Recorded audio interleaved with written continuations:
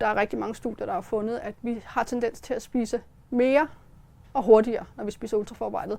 Ofte er de ultraforarbejdede fødevarer blødere, de kræver mindre tykkekraft, og hvis de er sprøde, det er de også ofte, så er det så sådan, at så tykker man en gang, så kan man næsten... Vi har talt lidt om, nu er så bare et eksempel, vi har med her, det kan være alle mulige forskellige mærker, men sådan noget som en chips. Pringles chips her, som ikke er en skive kartoffel, men er... Og hvad er det problemet kunne være med sådan noget som det, siger du? Jamen det er at du tykker en gang på den, så kan du synke. Og vi ved, at hvor meget vi tykker vores mad, det har en betydning for, hvor hurtigt vi mærker en mæthedsrespons. Det er en hypotese på, hvorfor det er, at vi spiser hurtigere, og derfor kommer til at spise mere, fordi vi ligesom bliver mæt hurtigt. Altså man kan sige, vi kender også alle sammen det der, hvis man sætter sig med det her rør i sofaen, så er det tomt, før man ved af det.